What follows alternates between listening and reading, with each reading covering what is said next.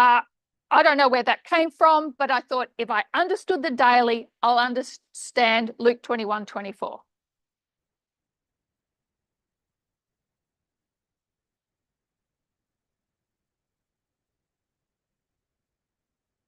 It's very hard, and I think impossible, to empty your mind of preconceived opinions.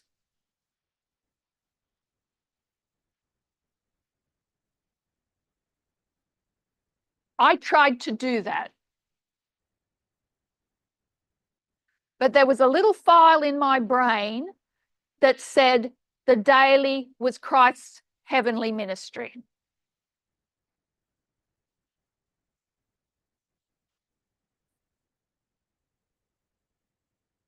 But I needed to understand that for myself.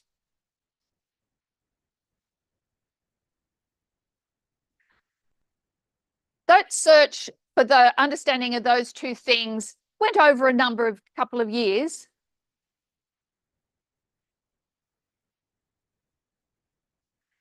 And I found the answer to the question on the daily in the Seventh-day Adventist Bible commentary.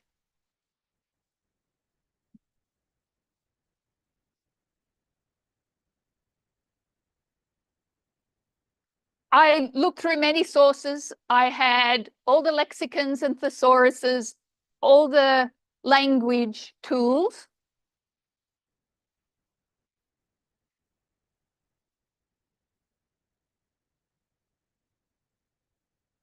But the Seventh-day Adventist Bible commentary laid it out very clearly.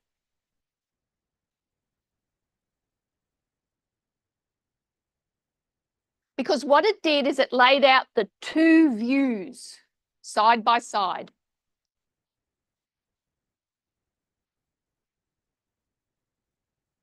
The old view that the daily was paganism,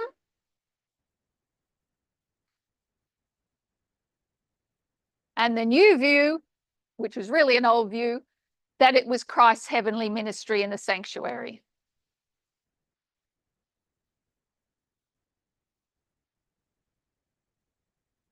Those two views were at odds with each other.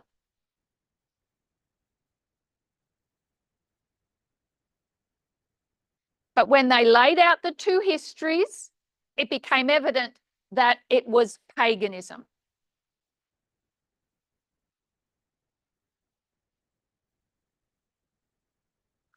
I was pretty happy to get that understanding. And I thought, I wonder how many other people out there are teaching this.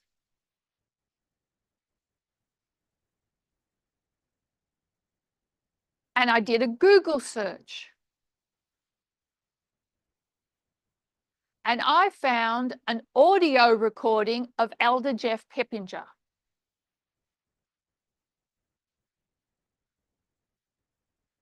He not only explained the daily,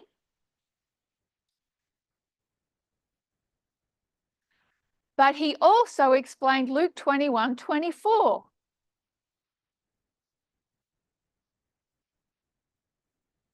That the times of the Gentiles had been fulfilled in 1798.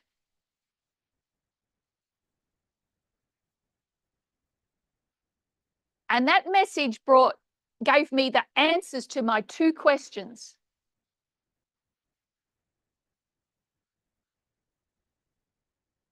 And I thought, sign me up, I've found my people.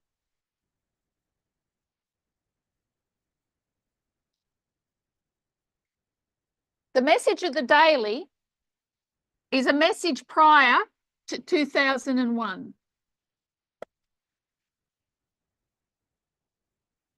The 2520 is part of the early reign.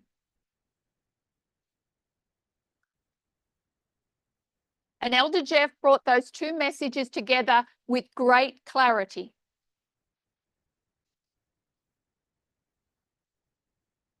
It created a blade in me and a blade in the movement.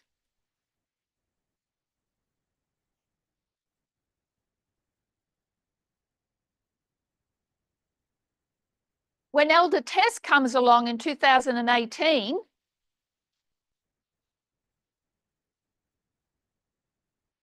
she's going to take these messages that are very simple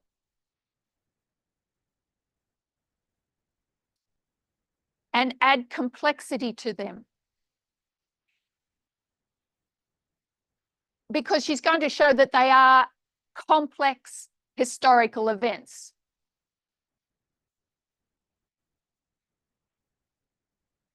We got the simple messages and they did their work.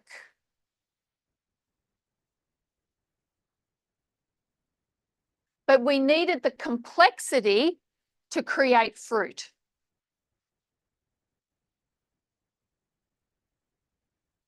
And so hidden histories in Daniel 11 come to life.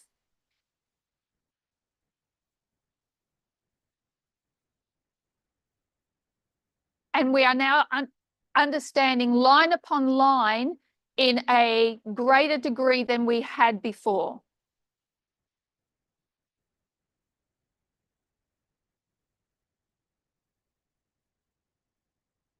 What the early rain does is it gives us bones.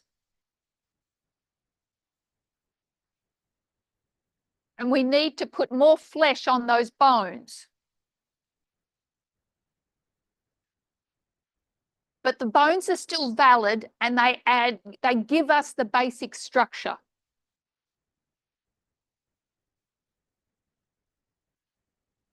So I want to start by reviewing some basic structure tonight.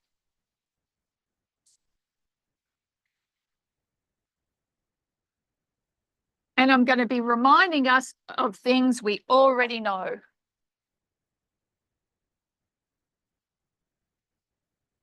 So we're going to review something that we've done to death here.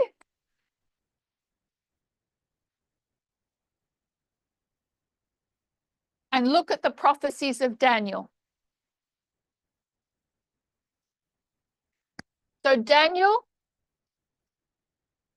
lays out 4 prophetic histories that are built on the principle of repeat and enlarge.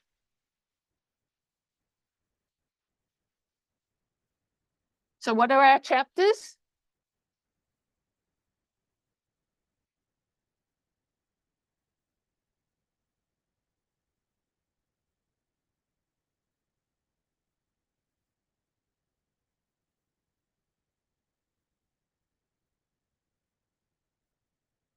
Four prophetic histories and how many kingdoms of prophecy?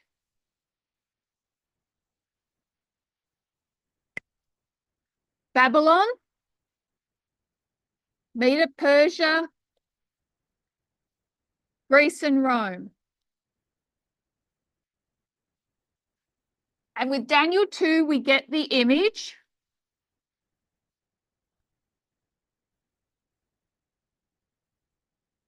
That tells us that these kingdoms will increase in strength but decrease in morality.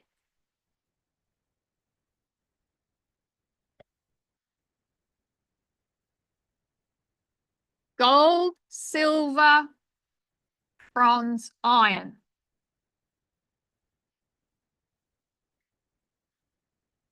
But already we know that there is more complexity to Rome than we see in the other kingdoms.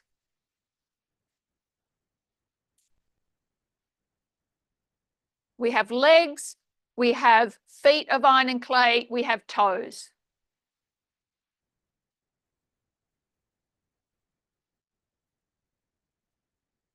So Rome goes through to the end, but it has different stages.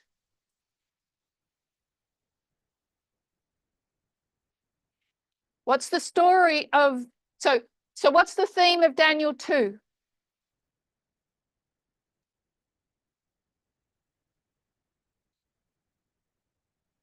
Thou, O king, are a king of kings.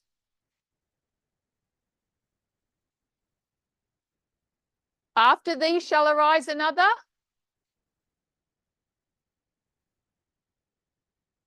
So what's our theme? You can't have a king without a kingdom. You can't have a kingdom without a king.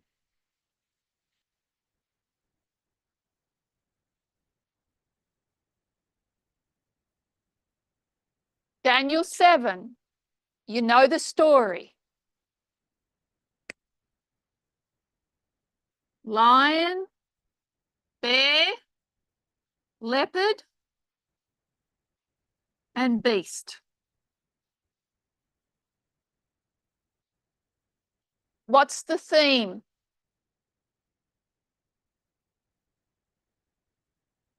Politics. This is how these kingdoms behave, how they conquer and rule.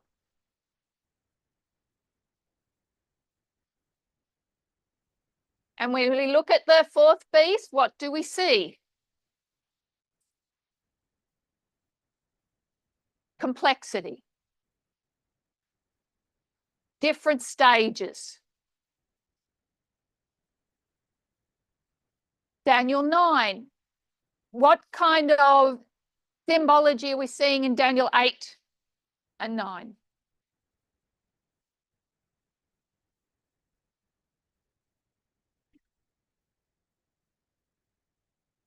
Louder? Religion. Why? Why do we say religion?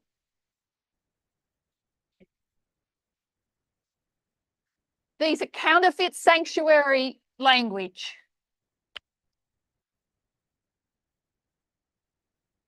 Ram, he-goat, horns.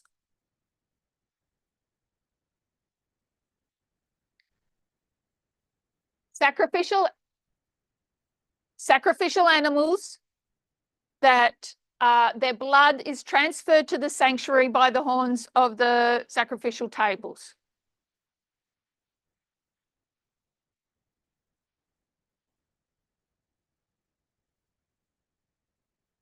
We see that Babylon, while it's not mentioned here,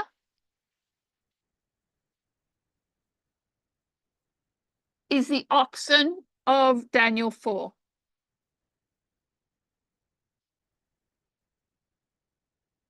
And this is where we also see complexity connected with the horns.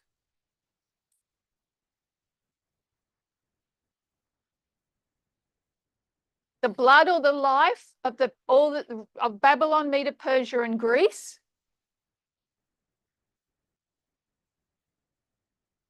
will be transferred to Rome.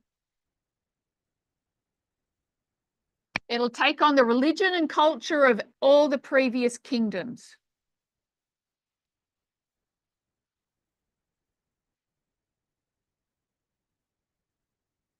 What's the story of Daniel 11? King of the North. Because who's our kings of the North? All of these. So Babylon, even though it's not mentioned, is the first king of the North. It's going to get conquered by Medo Persia, who will become the king of the North.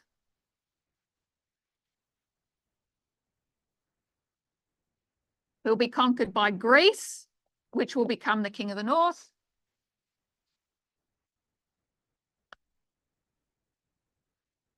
It will be conquered by Rome, who will be the last king of the North. And when we get into Rome as the last king of the North, we're going to see complexity. Because it's going to go through 3 different phases. So all of this is simple.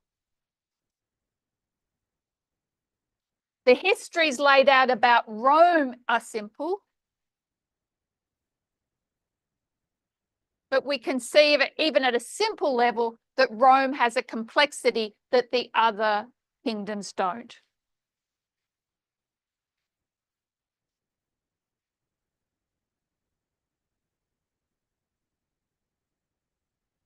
So I want to have a look at this.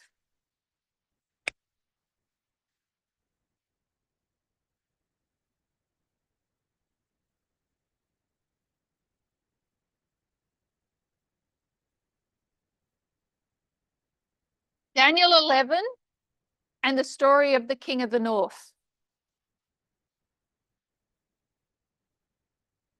And we're going to see that there are 3 histories of Rome given in Daniel 11.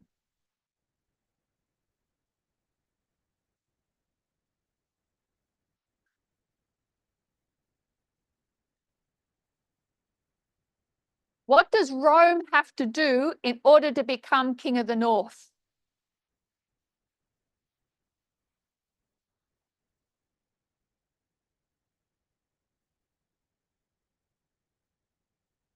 Big voice.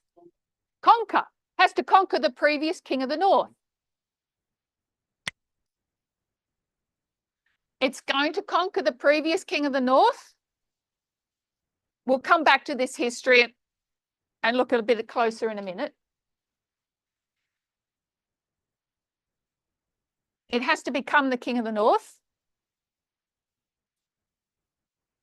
Then what's it going to do next? Do you remember?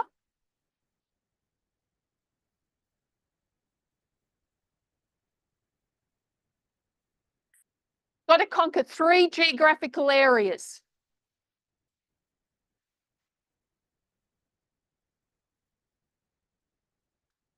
And then it's going to rule the world. You remember? I'm reminding you of things you already know. I'm just putting you on the spot.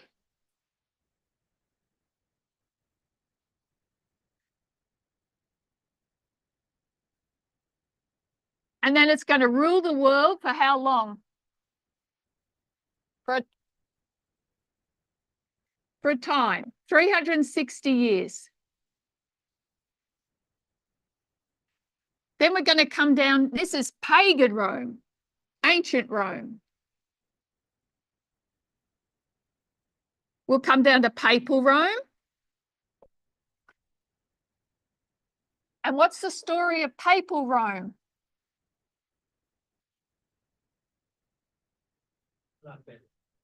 Same pattern. What does it have to do first before it rules the world? What's it going to conquer? Got to pluck up 3 horns. The Heruli, the Vandals, and the Ostrogoths.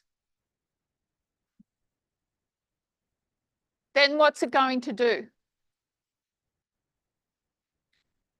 For how long?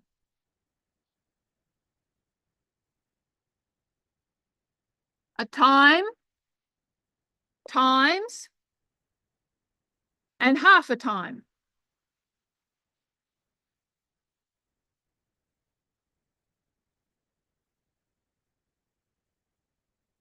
So when we come down to modern Rome, what's it got to do? Conquer 3 geographical areas before it can rule the world.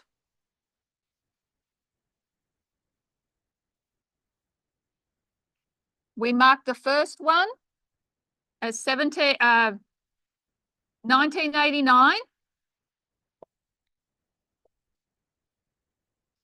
And the conquering is of?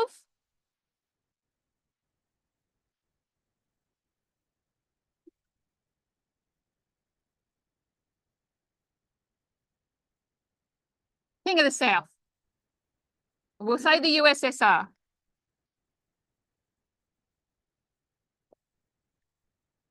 And then?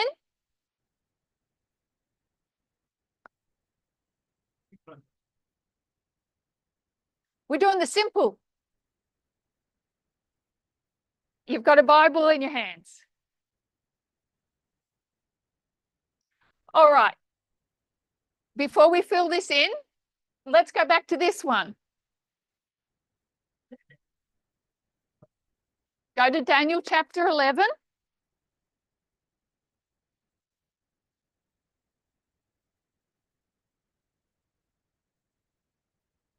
And we're going to jump in.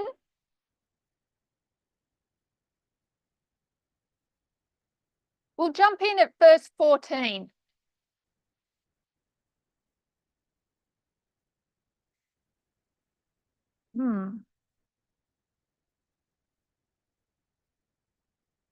And in those times there shall many stand up against the king of the south. Also, the robbers of thy people shall exalt themselves to establish the vision, but they shall fall.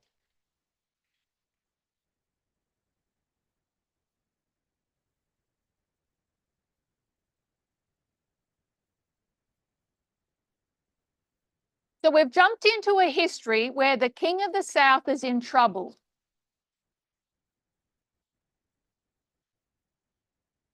Who's standing up against the king of the south?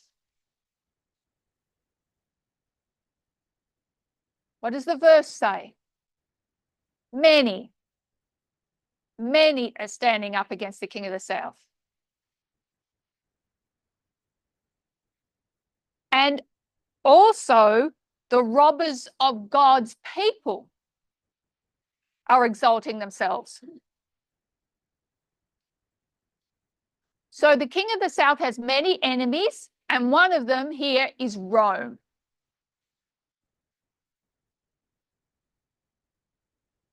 The robbers of God's people is Rome.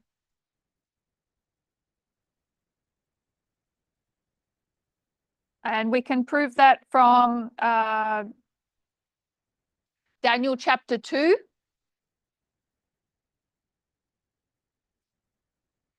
Because that word robbers means breakers.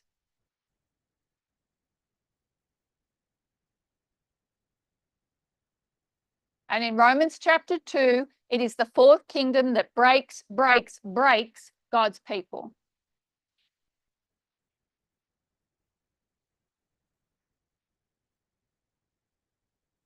But it is Rome that establishes the vision, and Rome also falls.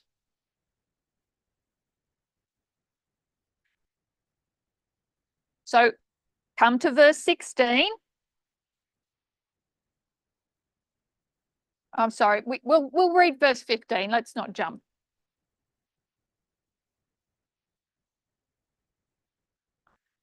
So the king of the north shall come and cast up a mount and take the most fenced cities.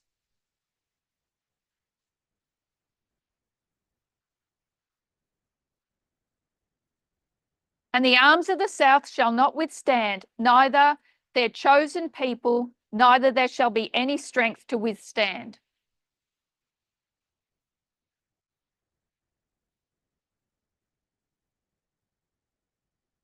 So the king of the south is in trouble.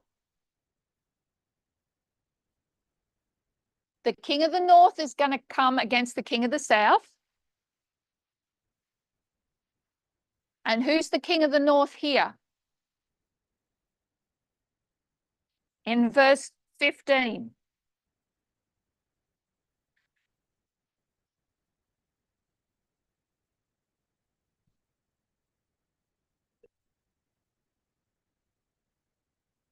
Who's the king of the north in verse 15?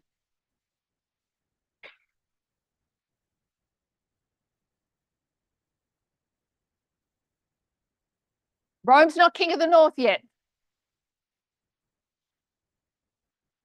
It's the same king of the north that's been fighting the king of the south in the previous verses.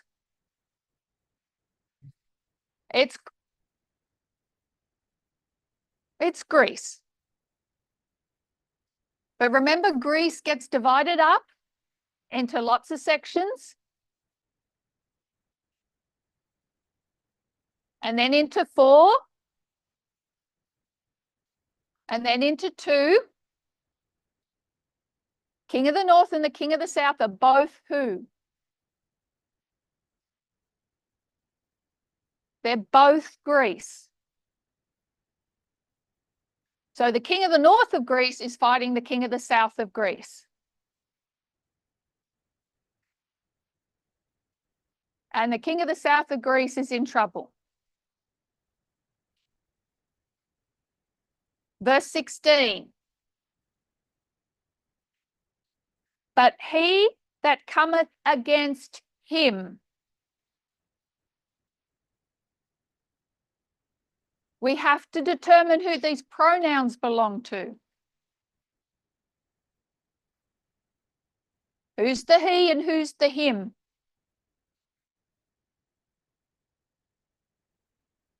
Rome is coming against the king of the north. Rome is coming against the king of the north of the south. Sorry, of Egypt. So this is 64 BC. Rome is going to conquer the Seleucid Empire.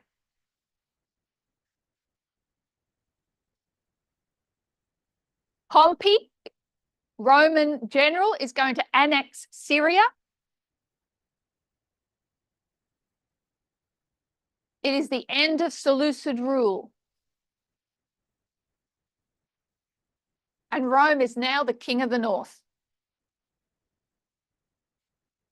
But it's been a player in history for a while. It's been meddling in the affairs of countries for years.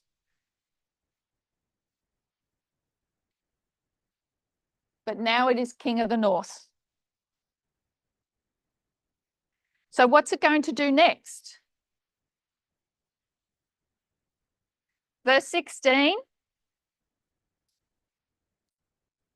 But he that cometh against him shall do according to his own will, and none shall stand before Rome.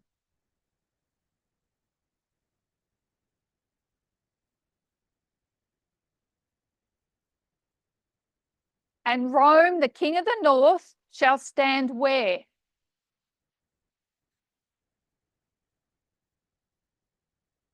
Which by the king of the north's hands shall be consumed.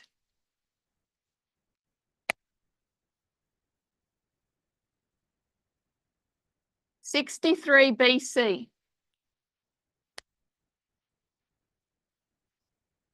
This is where Pompey captures Jerusalem.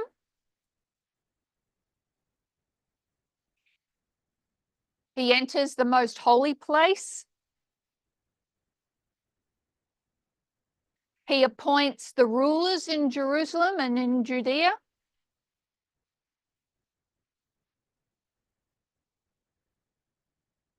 And this is where you mark Roman control over Judea.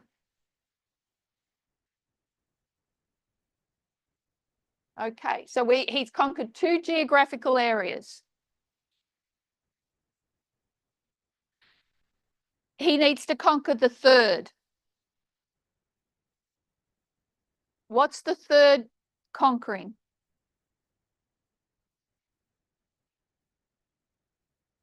Egypt. And what event do we call that? What's the marker? Battle of Actium.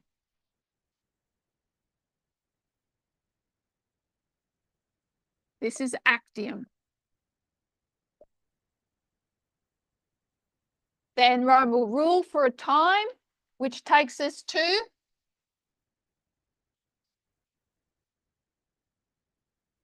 is that right? Oh. No, sorry. Because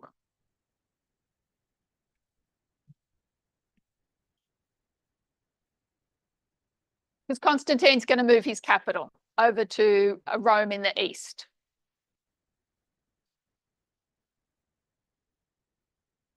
So 3 geographical areas.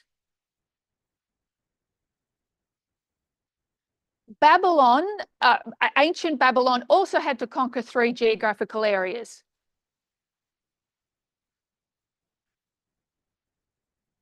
It had to conquer Syria, Palestine, and Egypt. You find All of the kingdoms had to conquer 3 geographical areas before they became worldwide kingdoms.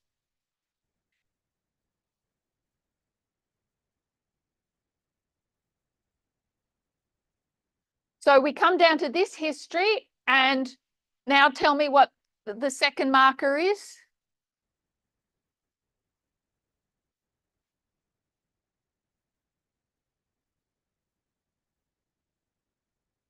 You can use your cheat sheet. First the king of the south, glorious land. And then Egypt. And then short space. And then falls.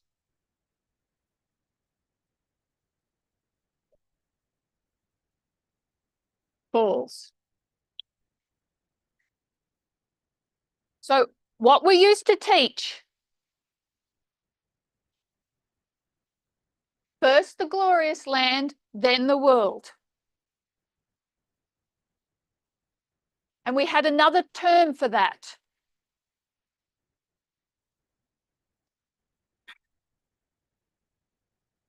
What marker do we give? Oh, forget the Vandals, but that's, I don't want to get into that complexity, but what marker do we give this?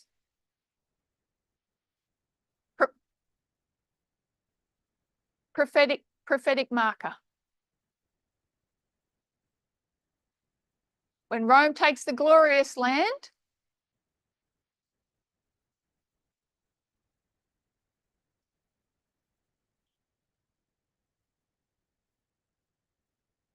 does that make sense? We call that Sunday law.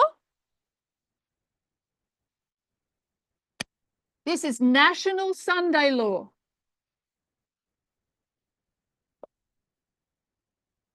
What's this one? Worldwide Sunday law. How many Sunday laws do we have?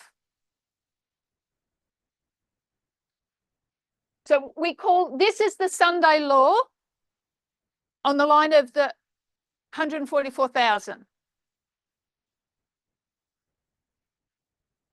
What would we call that on the line of 144,000? Close of probation.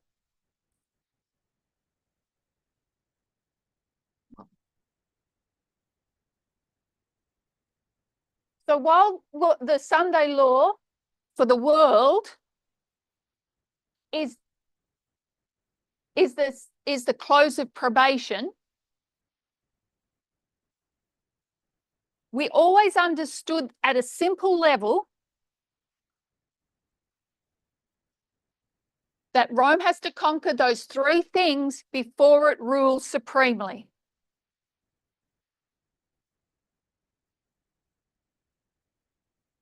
Might just remember we would draw the map. There's the Mediterranean Sea. There's the glorious land. What does the king in the north want? Wants Egypt. In order to get to Egypt, you have to deal with the glorious land first.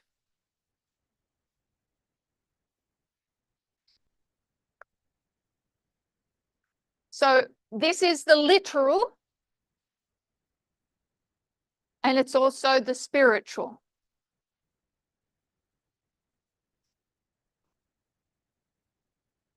So that's the things we already know.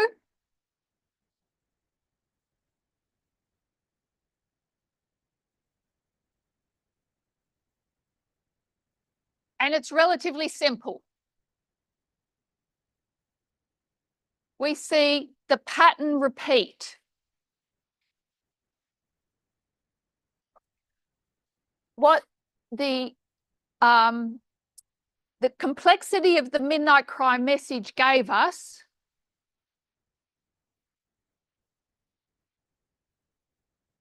or one of the things it gives us is that there are multiple events going on the same time in the same history.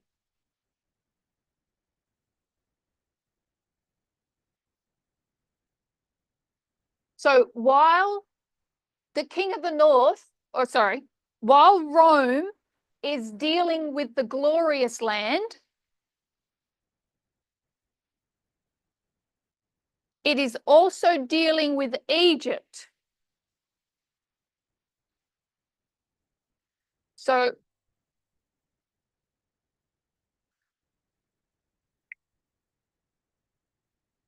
let's go to verse, so you're in Daniel 11.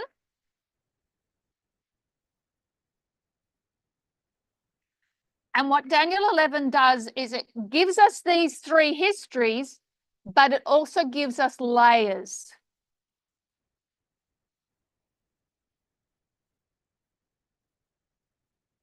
It takes us through the history of Rome twice. It takes us through the history of the papacy twice. And when it gives those two histories, it's not always starting at the same point.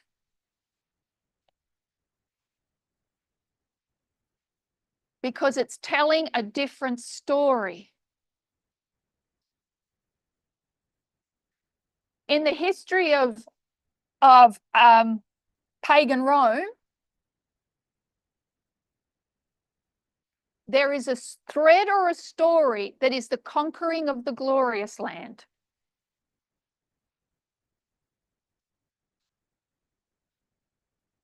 And then there is another thread or a story that is the conquering of Egypt.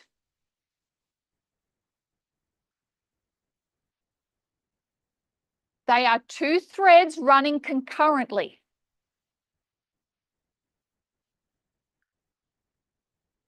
But sometimes they meet up.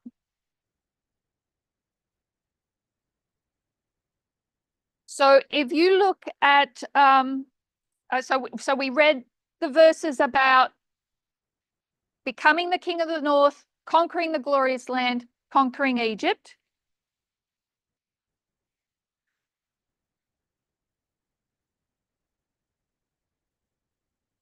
And then Daniel will give us a bit more history of what happens during this time.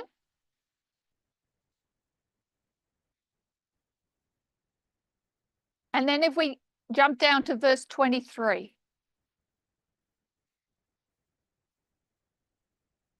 And after the league made with him, he shall work deceitfully, for he shall come up and shall become strong with a small people.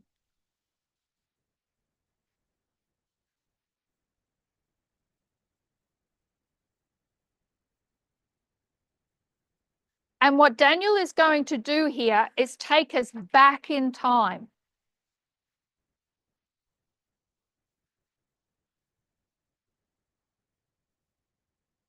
Way before 64 BC.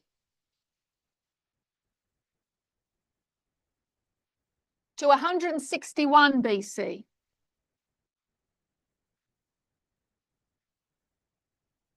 And there's a league, a peace treaty, an alliance with the glorious land. And so way back here, before Rome is king of the north, the glorious land is going to enter into an alliance with it. When Rome makes an alliance with nations, it weakens them.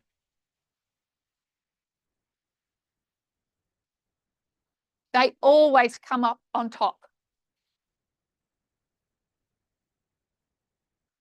So that verse takes us back to that history. It tells us how Rome operates. How does it operate? Deceitfully. And does it need big numbers to do that? Small people. You only need a political party. You don't need the whole nation. This is how Rome operates. And I wanted, if we go back,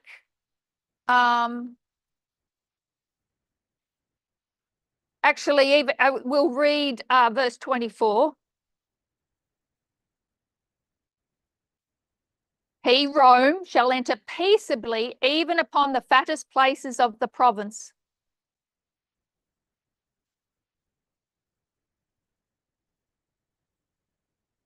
And he shall do that which his fathers have not done, nor his fathers' fathers. He shall scatter among them the prey and spoil and riches. Yea, and he shall forecast his devices against the strongholds even for a time.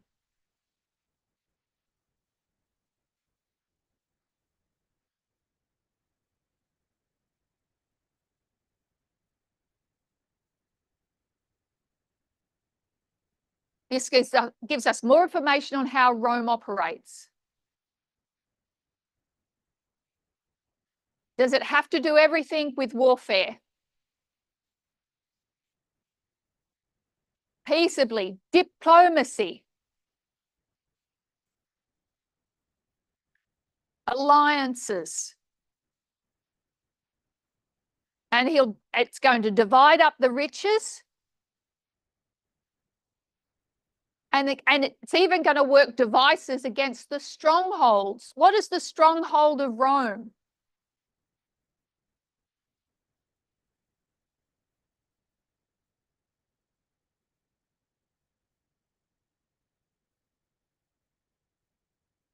This is the political intrigue within Rome itself. The stronghold of Rome is Rome. That's why it falls when it moves its capital from the west to the east in 330.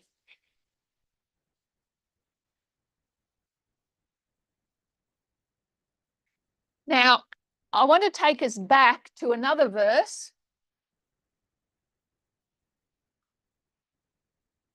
I'll go 198 BC.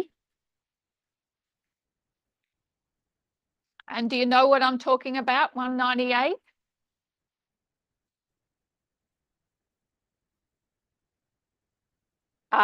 Have a look at verse 13. What's the history of verse 13?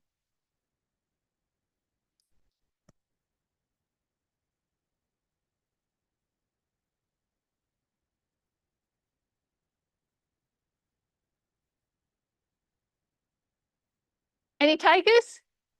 Jog any memories? This is Panium.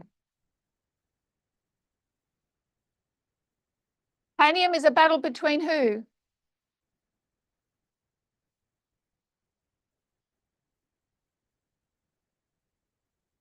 Just simply, King of the North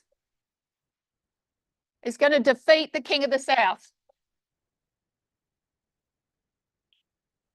This is the beginning of the demise of the Ptolemaic kingdom.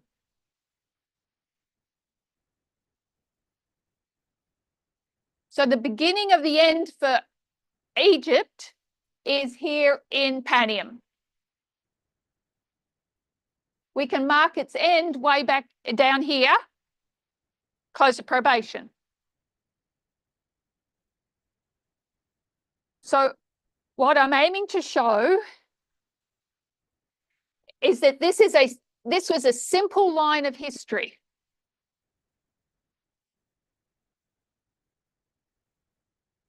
And we could lay lots of dates and events along this line.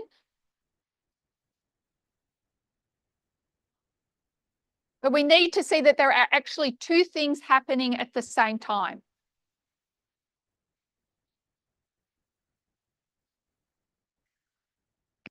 we've got 198,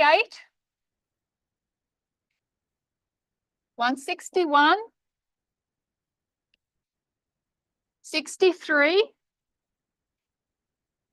is the work that's going on about the glorious land.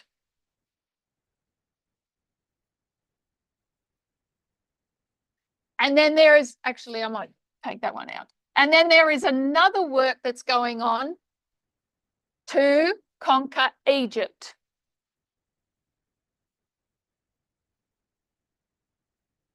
They're both connected at times, but separated at others. So first the glorious land, then the world. But Rome's interactions with the glorious land don't always line up with Rome's interactions with Egypt.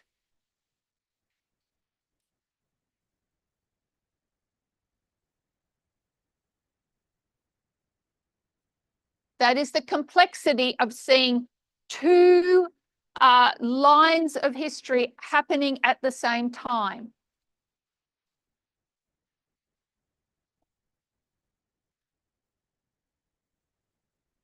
And so we see that the conquering of the glorious land has to happen before the conquering of Egypt. But the work to bring down Egypt has been happening deceitfully.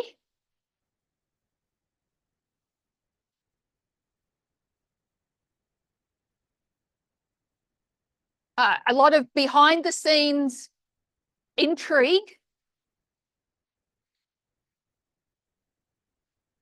before we see the Battle of Actium in 31 BC.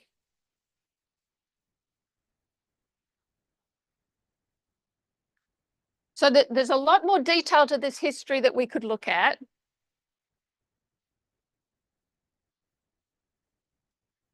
But I'd like to take us to a more recent example so we can see the importance of seeing these two things happening at once.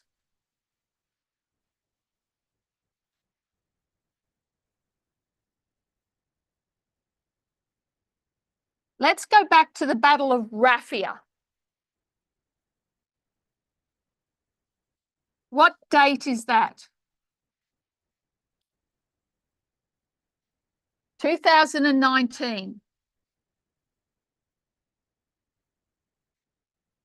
And what marks the Battle of Raphia?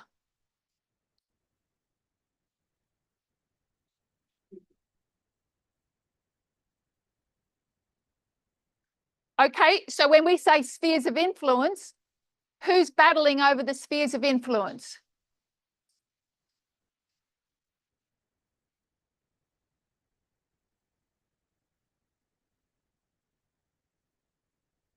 King of the South and the King of the North are battling over the spheres of influence.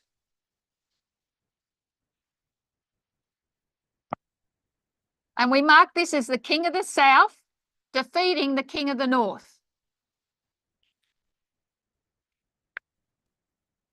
Syria, Ukraine, Africa, Venezuela, help me out, and all the rest.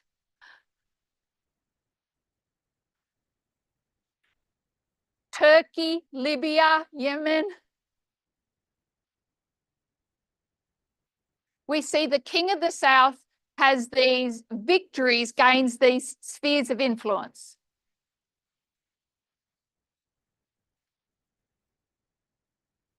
We know from other lines that this is a Pyrrhic victory. It's the win you have when you don't have a win. They win at great cost. You may as well be defeated.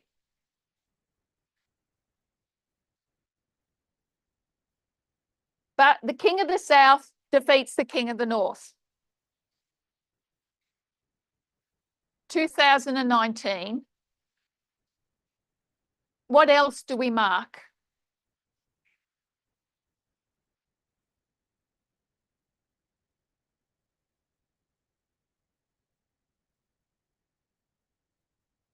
What else happened in 2019 that was a big event?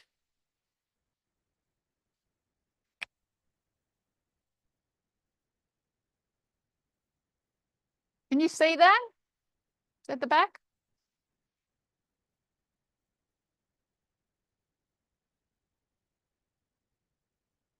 November 9, impeachment of Donald Trump. So one of the things that I think July 18 teaches us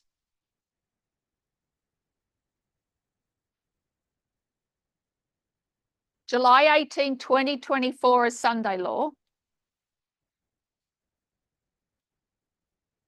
is to go back to July 18 of 2020.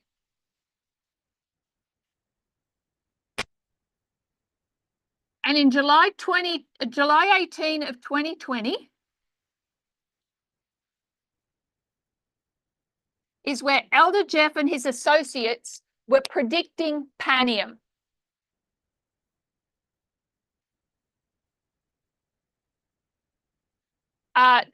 They had used some chronology to come up with that date and that year.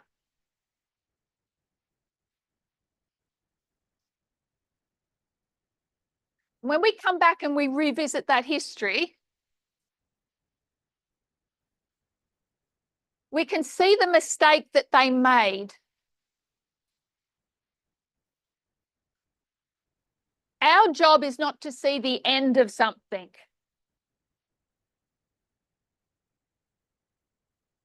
Ellen White gives us the end of everything. Our job is to understand how it begins. And what they were trying to do here was look at an ending when they were rejecting a beginning.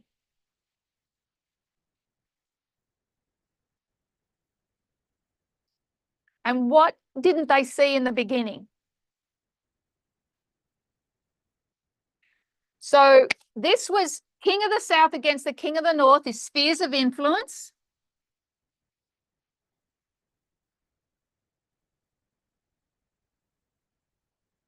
November 9, impeachment of Donald Trump.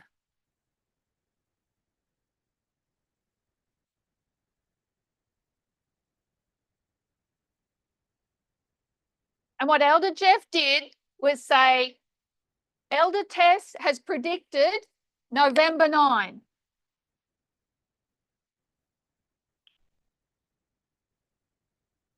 And you can't see the King of the South in November 9.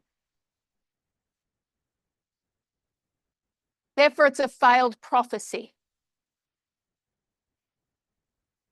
They've got to come up with an alternative while they're still predicting Panium. But we see that there are two things going on in this same history. November 9 is about the conquering of the glorious land.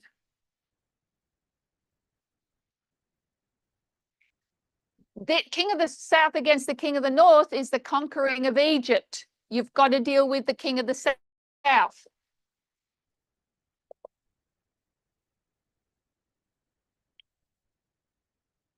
I'll write King of the South so don't cause confusion, hopefully.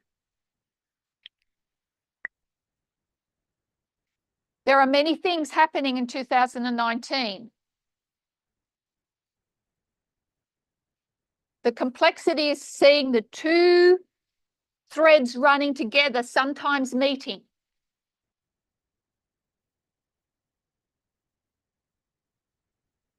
And they did meet on November 9. Because what caused that impeachment?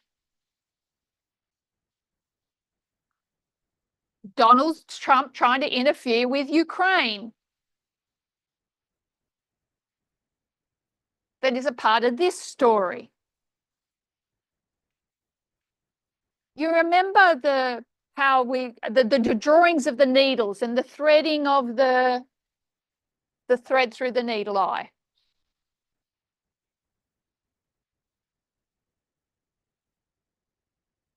But it's also like crochet or lace work.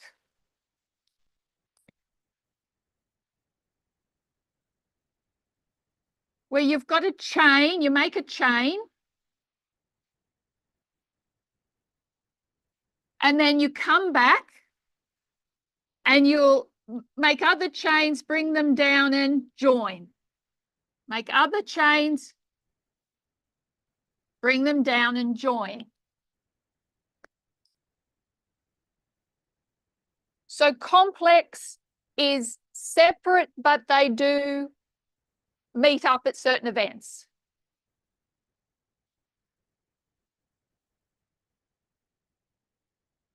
So when we come down to Sunday law at our time,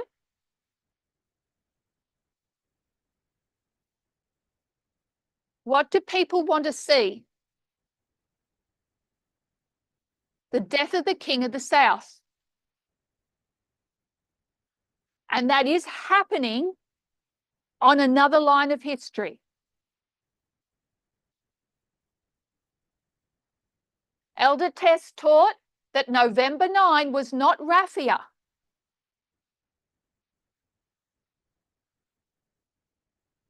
The King of the South against the King of the North over spheres of influence was raffia.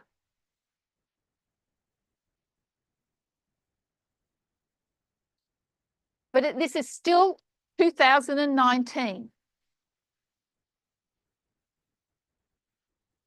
July 18, 2024 is not the Battle of Argos.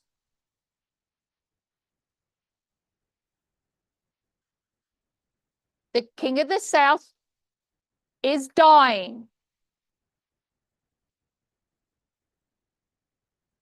The King of the South has suffered their death. But it is still yet to be decapitated. You can mark the demise of the King of the South back here from Panium.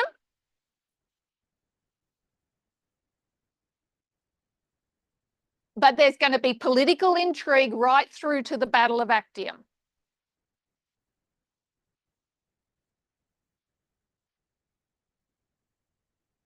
So when we say that the King of the South will die at Sunday law, let's also remember that there is a national Sunday law and a worldwide Sunday law.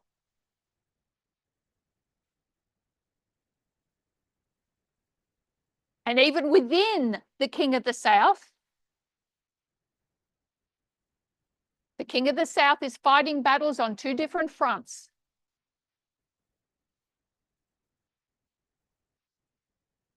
Internally and externally. So complexity comes when we're juggling different threads of history at the same time.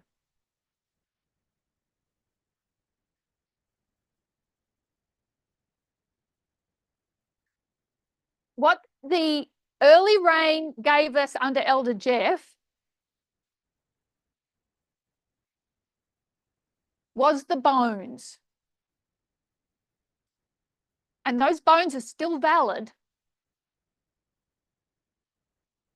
but they're too vague.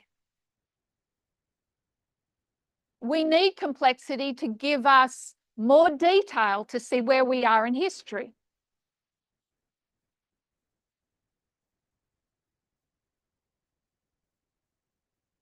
Vagueness won't get us to the end successfully.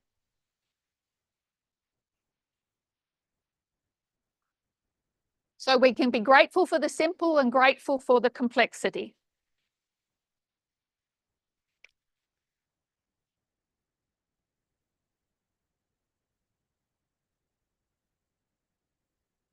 Okay, so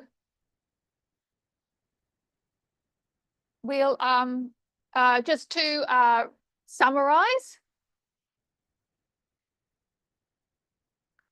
we have looked at the simple layout of prophecy that was given to us under Elder Jeff and the first angel's message.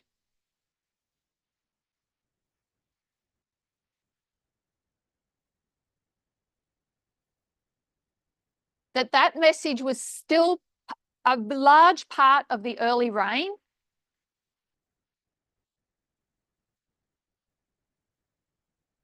It was an opening of the book of Daniel.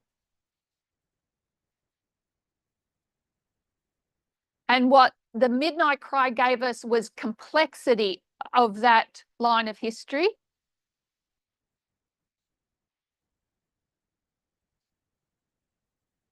By taking us into the hidden histories of Daniel 11,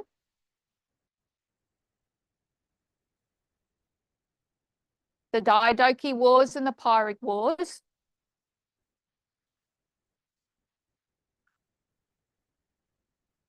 and so that today we have to juggle all those histories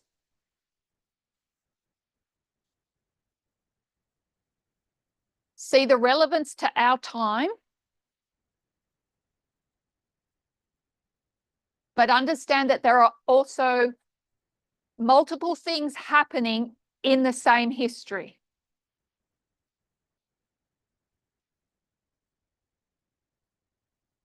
The conquering of Egypt and the conquering of the king of the south and Egypt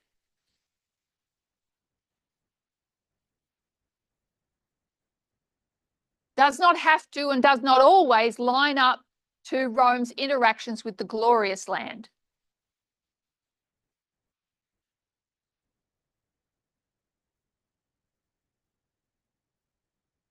But the glorious land has to be conquered first.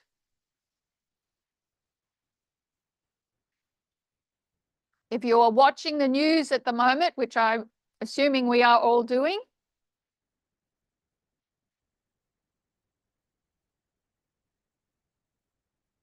you will notice that Donald Trump is now calling the world to worship the image of the beast.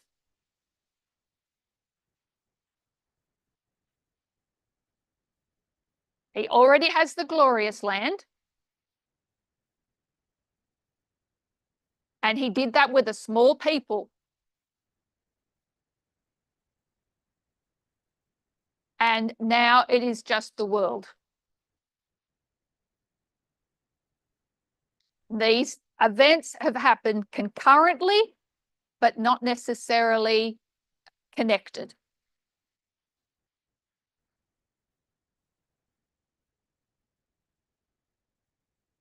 So let's close our study with prayer.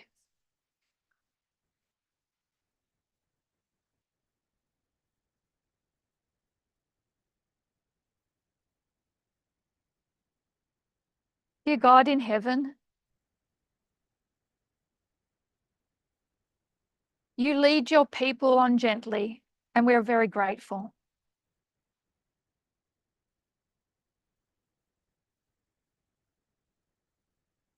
May we gather up all the scraps of light that we've been given over these years.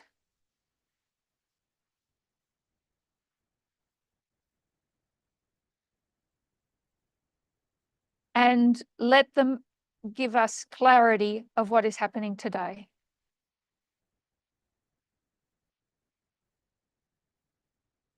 We thank you for this place of worship, for this ministry, for these people.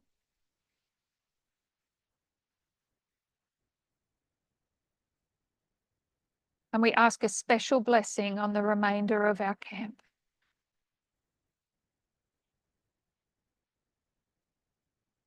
We ask this in Jesus' name. Amen.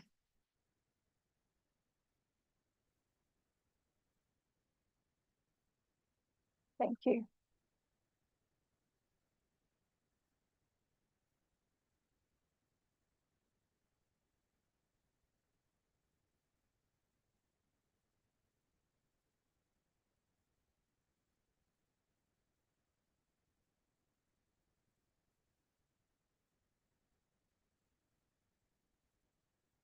We would like to thank you, Elder Terrie, for the lovely review together.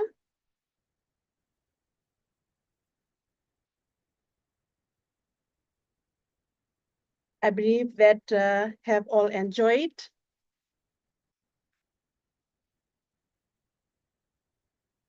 And hopefully members that will go through it again.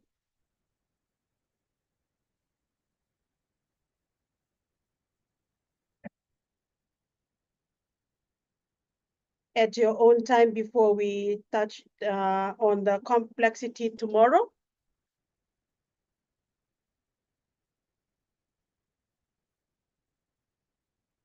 I thank you also members from all over the world.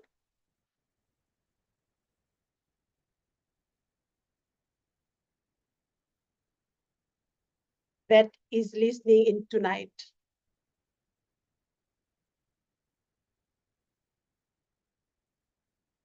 We hope that you will also continue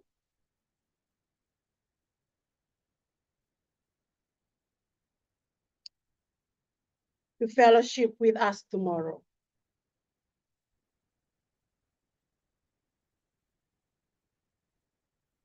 Happy Sabbath from Fiji. And thank you everyone who are attending the meeting tonight, and good night. Vinaka.